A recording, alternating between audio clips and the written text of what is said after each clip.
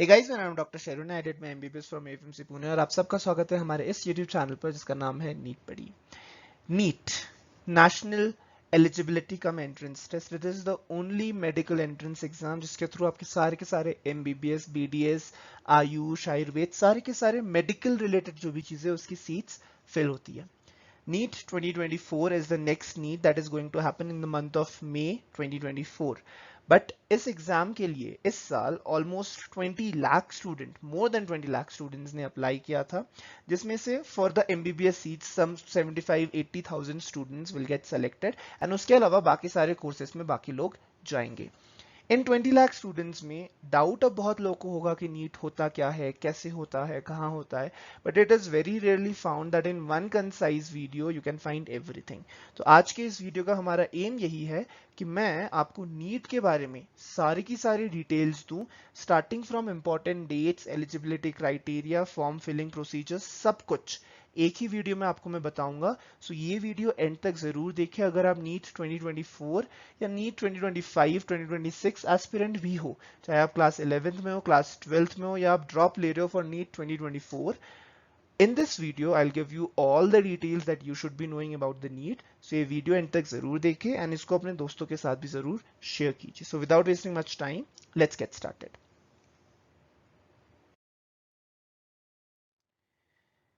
NEET का exam हर साल मई के महीने में ही होता है। बीच में 3-4 साल के लिए due to the COVID disturbance exam was delayed, sometimes it was postpone to the month of July, एक बार सितंबर में भी हुआ है। लेकिन इस साल सब कुछ नॉर्मलाइज होने के बाद फर्स्ट संडे ऑफ मई में ही नीट का एग्जाम हुआ है और मई 2024 नीट 2024 का एग्जाम भी first Sunday of May 2024 which is 5th of May 2024 को ही होगा। सो ये डेट अपने कैलेंडर्स में मार्क कर लीजिए। आज से अगर आप प्रिपरेशन स्टार्ट कर रहे हैं या जब से आप अपना प्रिपरेशन स्टार्ट कर रहे हैं, एक साल पहले किया हो, इस साल कर रहे हो, अभी से स्टार्ट कर रहे हो, नेक्स्ट ईयर के लिए आप प्लान कर रहे हो, याद रखिए first Sunday of May is the date जहां पे आपका एग्जाम होने वाला है। तो उसी हिसाब से जितना टाइम आपके पास बचा हुआ है प्लान करके आप लोग ने पढ़ाई करनी है।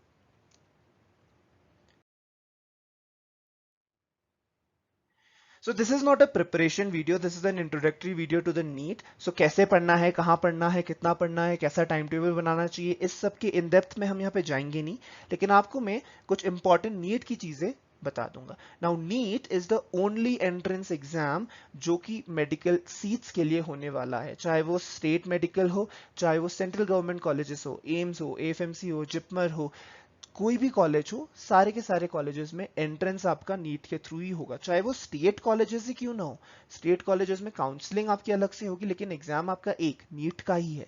So NEET is the only medical entrance exam जो पूरे साल में एक बार हो रहा है। ठीक है, कोई दो नीट होने का कॉन्सेप्ट नहीं है अभी दिमाग में, ये लेकिन न चलेगा कि एक बार नीट देंगे फिर अगले साल एक और नीट होगा, एक और नीट होगा, ऐसा नहीं होगा। एक साल में एक ही बार नीट एग्जाम होगा, कोई दो बार नहीं हो रहा है। सो एक साल में आपको एक ही अटेम्प्ट मिलना है नीट एग्जाम में, और इस एग्जाम में आपने जैसा परफॉर्म कर दिया उसी बेसिस पे आपको स्टेट के एमबीबीएस सीट्स में भी एडमिशन मिलनी है। All over India counselling, AIQ counselling की भी सीट उसी नीट के स्कोर पे मिलनी है, और एम्स, एएफएमसी, जिपमर अगर आप एस्पायर कर रहे हैं तो उसकी सीट्स भी आपको उसी नीट के स्कोर पे ही मिलनी है। सो नीट का स्कोर आपको अच्छे से अच्छा करना है।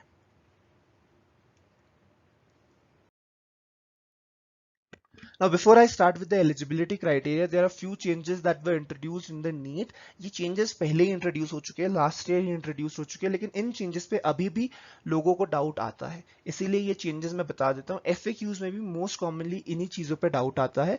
So, सबसे पहले Andhra Pradesh and Telangana they have join 15% all India quota scheme. All India quota scheme क्या होता है, अगर डिटेल में समझना है तो एक वीडियो मैंने आपके लिए बना रखा है, ऊपर आई बटन में क्लिक करेंगे तो आप उस वीडियो तक पहुंच जाएंगे।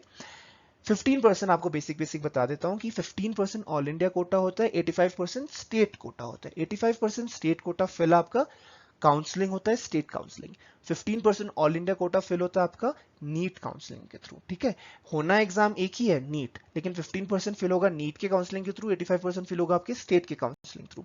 नाउ पहले पहले क्या होता था कि आंध्र प्रदेश और तेलंगाना के कॉलेजेस ने ये ऑल इंडिया कोटा वाला स्कीम ज्वाइन नहीं किया था, लेकिन अब आंध्र प्रदेश और तेलंगाना ने 15% all India quota scheme join कर लिया। मतलब ये कि आंध्र प्रदेश और तेलंगाना के भी 15% seats are reserve and they will be filled from NEET counseling.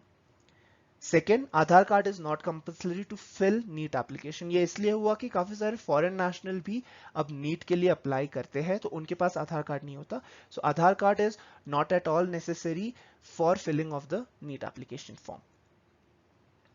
Indian candidates who wish to pursue MBBS BDS in foreign nationals, मतलब आपको फिलीपींस में करना है, मतलब आपको रशिया में करना है, यूक्रेन में करना है, अगर कहीं फॉरेन कंट्री से आपको एमबीबीएस करनी है तो उसके लिए भी नीट यूजी एग्जाम क्वालिफाई करना पड़ेगा। एक और चीज यहाँ पे बता दूं, नीट यूजी एग्जाम क्वालिफाई करना पड़ेगा। There is a difference between qualifying and cut off, ठीक है। एक बार आप क्वालिफाई करोगे, क्वालिफाई करने के लिए score is very less, 40th percentile, 50th percentile, that is the score at which you qualify the NEET UG exam. लेकिन उस क्वालिफिकेशन पे आपको कोई भी गवर्नमेंट मेडिकल कॉलेज नहीं मिलेगी। लेकिन अगर आपको फॉरेन में एमबीबीएस करनी है तो नीट क्वालिफाई तो आपको एटलीस्ट करना ही पड़ेगा।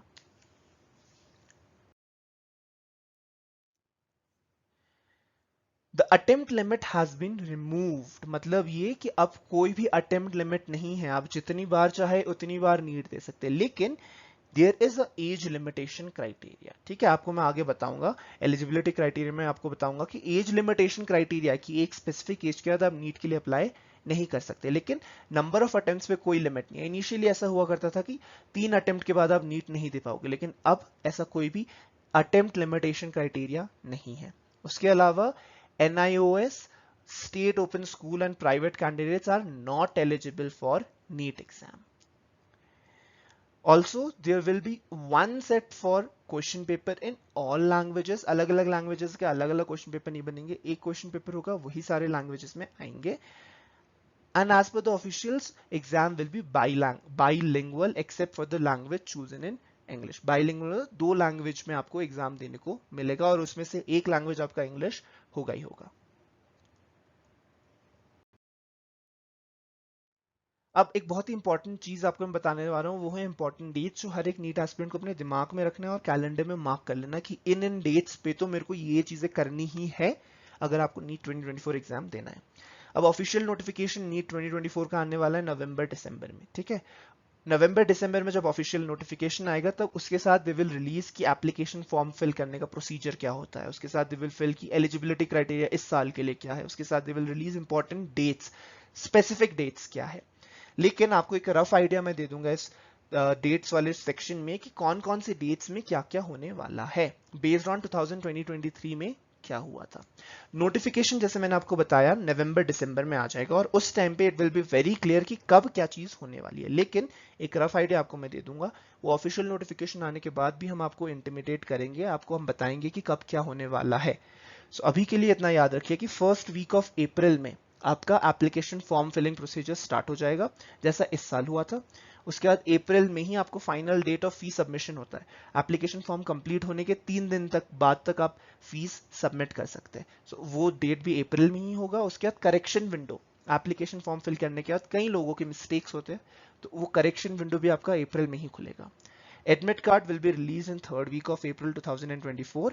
उसके बाद एग्जाम जैसे मैंने बताया will be conducted in 5th of May 2024। अब मैं आपको बता दूं, I am very specific about the exam date, ठीक है।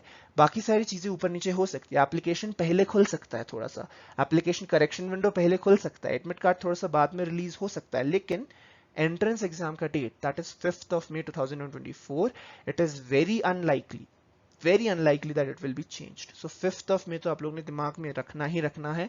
Result declaration last week of June में होता है। इसके बीच में बहुत सारी चीजें होती है, जैसे उसके बाद आपका आंसर शीट रिलीज होता है, OMR रिलीज होता है, उसके बाद आप क्लेम कर सकते हैं कि ये क्वेश्चन गलत है, क्वेश्चन सही है, उसका भी रिजल्ट और एंट्रेंस एग्जाम के बीच में वो सारी चीजें भी होती है। सो जैसे कि मैंने बताया नोटिफिकेशन आती है वो सारे डेट्स क्लियर हो जाएंगे, वो मैं नोटिफिकेशन आने के बाद स्पेसिफिक डेट्स के लिए आपके लिए एक अलग से वीडियो लेके आऊंगा। लेकिन अभी के लिए ये सारी डेट्स अपने दिमाग में बिठा लीजिए।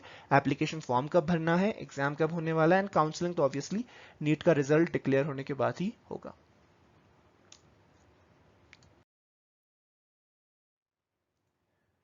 Now let's come to the most important part of this video about the eligibility criteria, जिसके बारे में हर एक नीट एस्पिरेंट को कुछ ना कुछ डाउट होता ही है। कभी एज पे डाउट हो जाएगा, कभी नंबर ऑफ अटेम्प्ट्स पे डाउट हो जाएगा, कभी whether the person class 12th exam पास करने के बाद वो एलिजिबल है या नहीं उस पर डाउट हो जाएगा।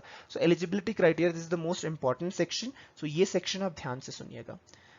Talking about the age limit, जैसे मैंने बताया नंबर ऑफ अटेम्प्ट्स में कोई लिमिट नहीं है, लेकिन there is obviously a age limit criteria. Minimum age is at least 17 years old आपको होना ही होना है, ठीक है। 17 ईयर्स ओल्ड अगर आप हो तभी आप एलिजिबल हो नीट 2024 के लिए।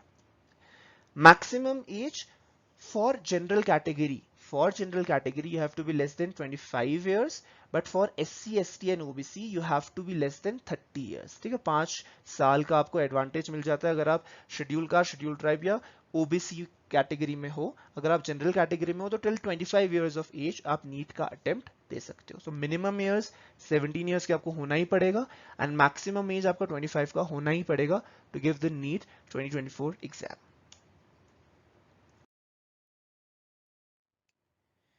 Next is nationality condition. Initially ये डाउट होता था कि फॉरेन नेशनल दे सकते नहीं दे सकते, but now this doubt has been very much cleared.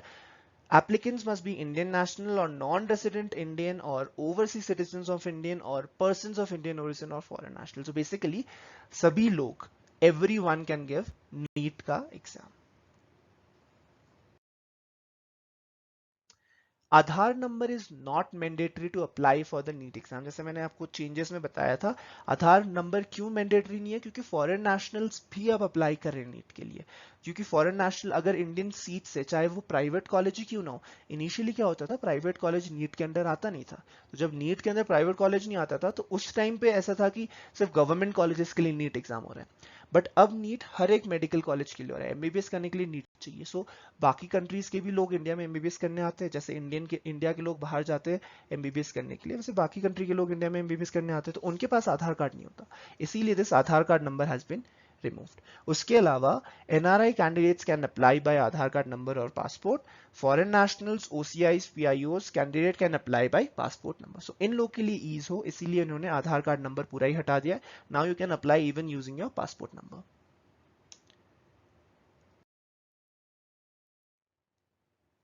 Third is qualification. Now this is again an important eligibility criteria. Examination that you have to qualify as class 12th qualification exam or equivalent is essential. इसके अलावा, इसके बिना आपका eligibility criteria कभी fulfill हो ही नहीं सकता। Subjects जो क्लास 12th में होनी चाहिए, कंपल्सरी सब्जेक्ट्स में केमिस्ट्री, फिजिक्स, बायोलॉजी या biotechnology with English as compulsory subject is must अगर आपको नीट का एग्जाम देना है। 10+2 appearing students going to class 12th are also eligible to apply. Usually क्या होगा आपका कि जब भी एप्लीकेशन फॉर्म खुलता है उस टाइम पे आपको क्लास 12th का रिजल्ट आया नहीं होता, क्लास 12th का एग्जाम भी नहीं हुआ होता कई बार। सो इनिशियली जैसे होता था, initially in the month of December January NEET के एप्लीकेशन फॉर्म खुलते, तो उस टाइम पे तो आपके प्री बोर्ड चलते जो भी क्लास 12th में स्टूडेंट होते हैं। तो इसका मतलब ये नहीं कि आपने क्लास 12th पास नहीं किया, अभी क्लास 12th का एग्जाम नहीं दिया तो आप एलिजिबल नहीं हो। नहीं, आप एलिजिबल हो। क्लास 12th जैसे ही आप घुसे हो आप एलिजिबल हो गए हो, ठीक है। अब उस ये जरूर है कि जब आपका एडमिशन प्रोसेस होगा, ठीक है, नीट एग्जाम दे दिया, नीट अच्छे से पास कर लिया, एडमिशन प्रोसेस जब होगा तब वो क्लास 12th का रिजल्ट वो मांगे ही मांगेंगे, और एडमिशन प्रोसेस होगा in the month of June July, ठीक है। तो जून जुलाई तक आपका 12th का रिजल्ट आपके हाथ में होगा। सो एप्लीकेशन फॉर्म भरने के लिए रिजल्ट हाथ में होना जरूरी नहीं है, लेकिन to be eligible to take admission आपका रिजल्ट हाथ में होना चाहिए उस टाइम पे, जो कि जून जुलाई के महीने में आपके पास होगा। सो अगर कोई क्लास 12th में पढ़ने वाला बच्चा उसको डाउट हो रहा है कि मैं नीट दे सकता हूं या नहीं इस साल, सो आप बिल्कुल नीट दे सकते हो। सो मार्क्स रिक्वायरमेंट क्या है इन द क्वालिफाइंग एग्जाम, मतलब फिजिक्स, केमिस्ट्री, बायोलॉजी वाले ग्रुप स्टूडेंट्स के लिए they have to at least attain 50% marks for general category. General PH के लिए requirement is 45% marks and schedule caste, schedule tribe, OBC के लिए requirement is 40% marks. PCB group के लिए again I am telling 50% marks is must for general category, 45% marks for general category physically handicapped students, and for scheduled caste, scheduled tribe and OBC requirement is 40% marks.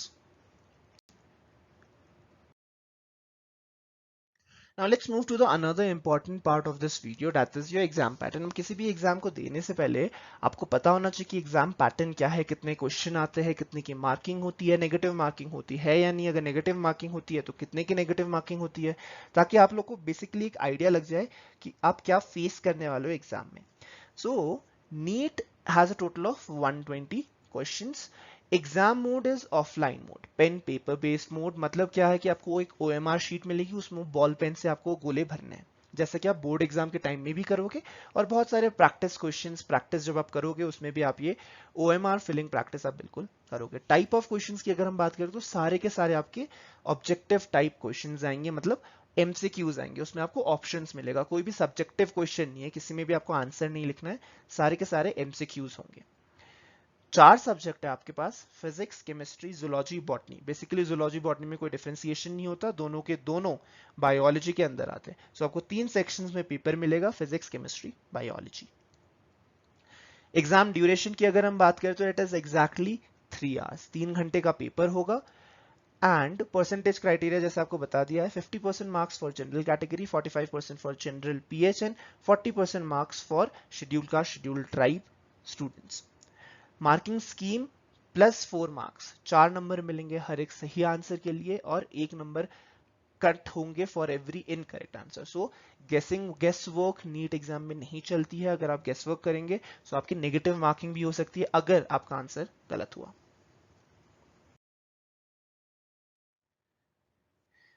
Marks distribution की अगर हम बात करें तो chemistry में आपके 45 questions आएंगे, physics में 45 questions, zoology botany 45 45, total of 90 questions from biology, और हर एक क्वेश्चन का 4 नंबर होगा। तो हर एक सेक्शन आपका 180 180, बायोलॉजी आपका 360 का होगा, 360 का, एंड टोटल मार्क्स आपके 180 क्वेश्चंस के 720 मार्क्स का आपका टोटल पूरा का पूरा पेपर होगा। So that is all about your NEET exam, National Eligibility Cum Entrance Test, which is the only single exam that is held once a year for all medical, MBBS, BDS, Ayush, Ayurveda, जो भी आप seat सोच सकते हो medical से related, सारी की सारी सीट्स इसी के थ्रू भरी जाएंगी। ठीक है? So this is a very important exam for every NEET aspirant, for every person who wants to become a doctor, for everyone who has taken PCB in the class 11th and class 12th. Guys एक important चीज और रहेगी, that is form filling procedure, but the video is getting longer. So form filling procedure के बारे में मैं आपको तब बताऊंगा, और वीडियो भी उस पर तब बनाऊंगा जब आपका एप्लीकेशन फॉर्म खुल जाएगा और आप फॉर्म फिल करना एक्चुअली स्टार्ट करेंगे।